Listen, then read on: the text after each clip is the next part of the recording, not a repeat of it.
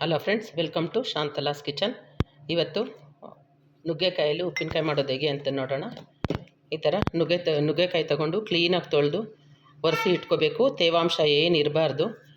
ಚೆನ್ನಾಗಿ ತೊಳೆದು ಒರೆಸಿ ಇಟ್ಕೊಂಡ್ಬಿಟ್ಟು ಈ ಥರ ಕಟ್ ಮಾಡ್ಕೋಬೇಕು. ಈ ಸೈಜಲ್ಲಿ ಕಟ್ ಮಾಡಿ ಇಟ್ಕೋಬೇಕು. ನಾನೊಂದು 1/4 kg ಅಷ್ಟು ನುಗ್ಗೆಕಾಯಿ ತೊಗೊಂಡಿದ್ದೀನಿ.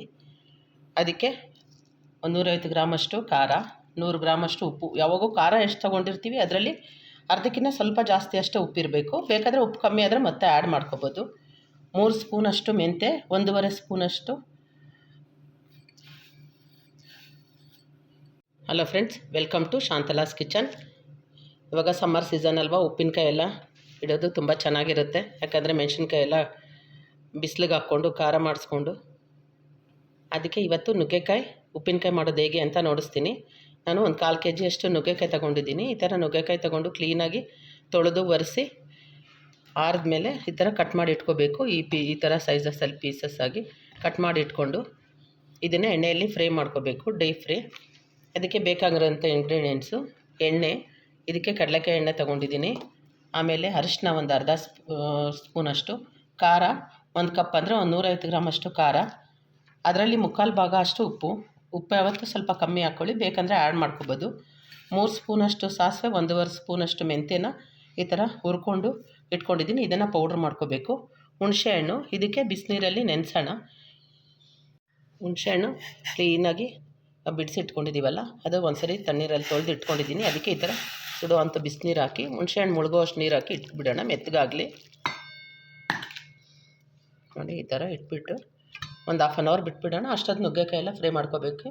ಇದು ಮೇಯ್ನ್ ಇಂಗ್ರೀಡಿಯೆಂಟ್ಸ್ ಇದರಲ್ಲಿ. ಬೆಳ್ಳುಳ್ಳಿ ಈ ಥರ ಎಲ್ಲ ಬಿಡಿಸಿಟ್ಕೊಂಡು 1 ಹಿಡಿಯಷ್ಟು ಬೆಳ್ಳುಳ್ಳಿ ತೊಗೊಂಡು ಈ ಸಾಸಿವೆ ಮೆಂತ್ಯ ಮಿಕ್ಸಿಗೆ ಹಾಕ್ಕೋತೀವಲ್ಲ, ಆವಾಗ ಇದನ್ನು ಮಿಕ್ಸಿಗೆ ಹಾಕ್ಕೋಬೇಕು. 1/4 ಹಿಡಿಯಷ್ಟೇ, ಒಂದು 1/4 ಭಾಗ ಅಷ್ಟು ಒಗ್ಗರಣೆಗೆ ಹಾಕ್ಕೊಳ್ಳೋಣ. ಇವಾಗ ಫಸ್ಟು ನುಗ್ಗೆಕಾಯಿನೆಲ್ಲ ಫ್ರೈ ಮಾಡ್ಕೊಳ್ಳೋಣ. ಎಣ್ಣೆ ಚೆನ್ನಾಗಿ ಕಾದಿದೆ. ಇವಾಗ ಇದಕ್ಕೆ ನುಗ್ಗೆಕಾಯಿ ಹಾಕ್ಕೊಳ್ಳೋಣ. ನುಗ್ಗೆಕಾಯಿ ಹಾಕಿದ ತಕ್ಷಣ ಮೀಡಿಯಮ್ ಫ್ಲೇಮಲ್ಲಿ ಇಟ್ಕೊಂಡ್ಬಿಡಿ. ಮೀಡಿಯಮ್ ಫ್ಲೇಮಲ್ಲೇ ಫ್ರೈ ಮಾಡ್ಕೋಬೇಕು. ಸ್ವಲ್ಪ ಮೆತ್ತಗಾಗ್ತಿದ್ದಂಗೆ ತೆಗೆದುಬಿಡಿ. ಎಣ್ಣೆಯಲ್ಲಿ ಡೀಪ್ ಫ್ರೈ ಮಾಡಿಕೊಂಡು ತೆಗೆದಿಟ್ಕೊಂಬಿಡಿ. ತುಂಬ ಬೀಜ ಹೊಡೆಯೋಂಗೆಲ್ಲ ಉರಿಬಾರ್ದು. ಸ್ವಲ್ಪ ಮೆತ್ತಗಾಗ್ತಿದ್ದಂಗೆ ತೆಗೆದಿಟ್ಕೊಂಡ್ಬಿಡ್ಬೇಕು. ಒಂದು ದೊಡ್ಡ ಬೌಲ್ಗೆ ಹಾಕ್ಕೊಂಡು ಹಾರಾಕ್ಬಿಡೋಣ, ತಣ್ಣಗಾಗಲಿ. ಹುರಿದಿರೋವಂಥ ಸಾಸಿವೆ ಮೆಂತ್ಯನ ತಣ್ಣಗಾದ್ಮೇಲೆ ಮಿಕ್ಸಿ ಜಾರ್ಗೆ ಹಾಕಿದ್ದೀನಿ. ಪುಡಿ ಮಾಡ್ಕೊಳ್ಳೋಣ. ಈ ಥರ ನುಣ್ಣು ಪುಡಿ ಆಗಿದೆ. ಇವಾಗ ಬಿಡಿಸಿಟ್ಕೊಂಡಿರೋವಂಥ ಬೆಳ್ಳುಳ್ಳಿ 1 ಹಿಡಿಯಷ್ಟು ಹಾಕಿ ರನ್ ಮಾಡ್ಕೊಳ್ಳೋಣ. ಎಣ್ಣೆಯಲ್ಲಿ ಫ್ರೈ ಮಾಡ್ಕೊಂಡಿರೋಂಥ ನುಗ್ಗೆಕಾಯಿದು ತಣ್ಣಗಾಗಿದೆ. ಇವಾಗ ಇದಕ್ಕೆ ಎಲ್ಲ ಮಸಾಲೆ ಆ್ಯಡ್ ಮಾಡ್ಕೊಳ್ಳೋಣ. ಇದು ಸಾಸಿವೆ ಮೆಂತ್ಯ ಹುರಿದಿರೋ ಪುಡಿ ಜೊತೆಗೆ ಬೆಳ್ಳುಳ್ಳಿ ಹಾಕಿ ಮಿಕ್ಸಿಗೆ ಮಾಡ್ಕೊಂಡಿದ್ವಲ್ಲ, ಅದನ್ನು ಹಾಕ್ತಾಯಿದ್ದೀನಿ. ಆಮೇಲೆ ಖಾರ 1 ಕಪ್ಪಷ್ಟು, ಇದು ಬರೀ ಗುಂಟೂರು ಮೆಣಸಿನ್ಕಾಯಿ ಮಿಷಿನ್ಗೆ ಹಾಕ್ಸಿರೋದು. ಅರಿಶಿನ 1 ಸ್ಪೂನಷ್ಟು, ಉಪ್ಪು ಹೇಳಿದ್ನಲ್ವ, ಖಾರಕ್ಕಿಂತ ಕಮ್ಮಿ ಒಂದು ಅರ್ಧ ಕಪ್ಪಷ್ಟು ಹಾಕ್ಕೊಳ್ಳೋಣ ಫಸ್ಟು. ಬೇಕಂದರೆ ಆಮೇಲೆ ಆ್ಯಡ್ ಮಾಡ್ಕೋಬೋದು ಒಂದು 3 days ಆದಮೇಲೆ. ಇವಾಗ ಹುಣಸೆ ಹಣ್ಣನ್ನು ಬಿಸಿನೀರಲ್ಲಿ ನೆನೆಸಿದ್ವಲ್ಲ, ಅದನ್ನು ಈ ಥರ ಚೆನ್ನಾಗಿ ಕಿವುಚ್ಕೊಂಡು ಅದನ್ನು ಆ್ಯಡ್ ಮಾಡಿ ಚೆನ್ನಾಗಿ ಮಿಕ್ಸ್ ಮಾಡಿಬಿಟ್ಟು ಒಗ್ಗರಣೆ ಹಾಕೋಣ. ಇವಾಗ ಈ ಥರ ಮಸಾಲೆ ಎಲ್ಲ ಕ್ಲೀನಾಗಿ ಮಿಕ್ಸ್ ಮಾಡಿ ಇಟ್ಕೊಂಡ್ಬಿಟ್ಟಿದ್ದೀನಿ. ಇವಾಗ ಒಗ್ಗರಣೆ ಹಾಕಿ, ಒಗ್ಗರಣೆ ಕೂಡ ತಣ್ಣಗಾದ್ಮೇಲೆ ಇದಕ್ಕೆ ಆ್ಯಡ್ ಮಾಡೋಣ. ಎಣ್ಣೆ ಚೆನ್ನಾಗಿ ಕಾದಿದೆ. ಇವಾಗ ಸಾಸಿವೆ ಹಾಕ್ತಾಯಿದ್ದೀನಿ.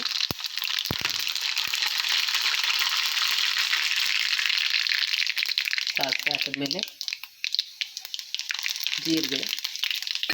ಜೀರಿಗೆ ಹಾಕಿದ್ಮೇಲೆ ಸ್ಟವ್ ಆಫ್ ಮಾಡಿಬಿಟ್ಟು ಮೆಣಸಿನ್ಕಾಯಿ ಸ್ವಲ್ಪ ಕೆಂಪಗೆ ಹಾಕ್ತಿದ್ದಂಗೆ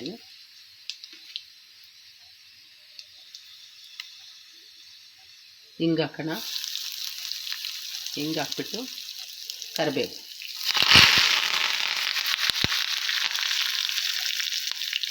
ಈ ಒಗ್ಗರಣೆ ಎಲ್ಲ ತಣ್ಣಗಾದ್ಮೇಲೆ ನುಗ್ಗೆಕಾಯಿಗೆಲ್ಲ ಉಪ್ಪು ಖಾರ ಎಲ್ಲ ಮಿಕ್ಸ್ ಮಾಡಿದ್ವಲ್ಲ, ಅದಕ್ಕೆ ಆ್ಯಡ್ ಮಾಡೋಣ. ಇನ್ನೊಂದು ಕಡಾಯಲ್ಲಿ ಸ್ವಲ್ಪ ಎಣ್ಣೆ ಹಾಕಿದ್ದೀನಿ. ಬೆಳ್ಳುಳ್ಳಿ ಫ್ರೈ ಮಾಡ್ಕೊಳ್ಳೋಣ. ಇದು ಕೆಂಪಗಾಗಬೇಕು. ಫ್ರೈ ಮಾಡಿಕೊಂಡು ನುಗ್ಗೆಕಾಯಿ ಉಪ್ಪಿನಕಾಯಲ್ಲಿ ಆ್ಯಡ್ ಮಾಡೋಣ. ಇವಾಗ ಒಗ್ಗರಣೆ ಎಲ್ಲ ಫುಲ್ ತಣ್ಣಗಾಗಿದೆ. ಈ ನುಗ್ಗೆಕಾಯಿಗೆ ಉಪ್ಪು ಖಾರ ಎಲ್ಲ ಹಾಕಿದೆಯಲ್ಲ, ಅದ್ರ ಜೊತೆ ಚೆನ್ನಾಗಿ ಮಿಕ್ಸ್ ಮಾಡ್ಕೊಳ್ಳೋಣ.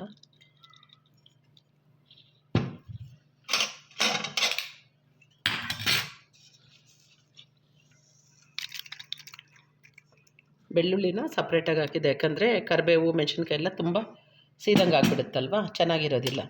ಅದರಿಂದ ಬೆಳ್ಳುಳ್ಳಿನ ಸಪ್ರೇಟಾಗಿ ಫ್ರೈ ಮಾಡ್ಕೊಂಡಿದ್ದೆ. ಈ ಥರ ಎಲ್ಲ ಮಿಕ್ಸ್ ಮಾಡ್ಕೊಳ್ಳೋಣ ಕ್ಲೀನಾಗಿ. ಮಿಕ್ಸ್ ಮಾಡಿಕೊಂಡು ಒಂದು 3 ಡೇಸ್ ಆದಮೇಲೆ ಒಂದು ಏರ್ ಟೈಟ್ ಕಂಟೈನರ್ಗೆ ಹಾಕಿ ಇಡೋಣ. ಈ ಥರ ಉಪ್ಪಿನಕಾಯಿ 6 ಮಂತ್ಸ್ ಇರುತ್ತೆ ಹೊರಗಡೆನೆ, ಫ್ರಿಜ್ಜಲ್ಲಿಟ್ಟರೆ 1 ಇಯರ್ವರೆಗೂ ಇಟ್ಕೋಬೋದು. ತುಂಬ ಚೆನ್ನಾಗಿರುತ್ತೆ, ತುಂಬ ಹೆಲ್ತಿ ಕೂಡ ನುಗ್ಗೆಕಾಯಿ. ಫ್ರೆಂಡ್ಸ್, ಉಪ್ಪಿನಕಾಯಿ ರೆಡಿ ಇದೆ. ಒಂದು ಪ್ಲೇಟ್ ಮುಚ್ಚಿ ಇಟ್ಬಿಡೋಣ. ಒಂದು 3 ಡೇಸ್ ಆದಮೇಲೆ ಎಣ್ಣೆ ಎಲ್ಲ ಕ್ಲೀನಾಗಿ ಮೇಲೆ ಬಂದಿರುತ್ತೆ. ಒಂದು ಏರ್ ಟೈಟ್ ಬಾಕ್ಸ್ಗೆ ಇಲ್ಲಾಂದರೆ ಬಾಟಲ್ಗೆ ಹಾಕಿ ಇಟ್ಕೊಳ್ಳೋಣ. ಬಿಸಿ ಬಿಸಿ ಅನ್ನದ ಜೊತೆ ಸೂಪರಾಗಿರುತ್ತೆ. ರೆಡಿ ಟು ಈಟ್ ನುಗ್ಗೆಕಾಯಿ ಉಪ್ಪಿನಕಾಯಿ. ಫ್ರೆಂಡ್ಸ್, 3 ದಿವಸ ಆದಮೇಲೆ ಎಣ್ಣೆ ಎಲ್ಲ ಈ ಥರ ಸೈಡಿಗೆ ಬಿಟ್ಕೊಳುತ್ತೆ. ಕ್ಲೀನಾಗಿ ಕಲಿಸ್ಬಿಟ್ಟು ಕ್ಲೀನಾಗಿ ತೊಳೆದಿರೋ ಅಂಥ ಒಂದು ಡಬ್ಬಿಗೆ ಹಾಕ್ಕೊಂಡು, ಒಂದು ಪ್ಲಾಸ್ಟಿಕ್ ಡಬ್ಬಕ್ಕಾದರೂ ಹಾಕ್ಕೋಬೋದು, ಇಲ್ಲಾಂದರೆ ಗಾಜಿನ ಬಾಟ್ಲಿಗಾದರೂ ಹಾಕ್ಕೋಬೋದು. ಈ ಥರ ಕ್ಲೀನಾಗಿ ತೊಳೆದು ಫುಲ್ ಡ್ರೈ ಆಗಿರಬೇಕು. ಯಾವುದೇ ಕಾರಣಕ್ಕೂ ನೀರಿನ ಅಂಶ ತೆಗಲೇಬಾರ್ದು. ಇದು 6 ಮಂತ್ಸ್ ಇರುತ್ತೆ ಹೊರಗಡೆ ಇಟ್ಟರು. ಫ್ರಿಜ್ಜಲ್ಲಿಟ್ಟರೆ 1 ಇಯರ್ವರೆಗೂ ಇರುತ್ತೆ ನುಗ್ಗೆಕಾಯಿ ಉಪ್ಪಿನಕಾಯಿ. ನೀವು ಮನೇಲಿ ಮಾಡ್ಕೊಳ್ಳಿ, ತುಂಬ ಚೆನ್ನಾಗಿರುತ್ತೆ. ನೋಡಿ ಫ್ರೆಂಡ್ಸ್, ನುಗ್ಗೆಕಾಯಿ ಉಪ್ಪಿನಕಾಯಿ ರೆಡಿ ಇದೆ. ನೀವು ಮನೆಯಲ್ಲೇ ಈಸಿಯಾಗಿ ಮಾಡ್ಕೋಬೋದು. ನನ್ನ ಚಾನಲ್ನ ಸಬ್ಸ್ಕ್ರೈಬ್ ಮಾಡಿ, ಲೈಕ್ ಮಾಡಿ, ಶೇರ್ ಮಾಡಿ. ಇದು ರೈಸ್ ಜೊತೆ ತುಪ್ಪ ಹಾಕ್ಕೊಂಡು ತಿನ್ಬೋದು, ತುಂಬ ಚೆನ್ನಾಗಿರುತ್ತೆ. ರೈಸು, ಚಪಾತಿ ಎಲ್ಲದ್ರ ಜೊತೆನೂ. ನನ್ನ ಚಾನಲ್ನ ಸಬ್ಸ್ಕ್ರೈಬ್ ಮಾಡಿ ದಯವಿಟ್ಟು. ನಮಸ್ಕಾರ.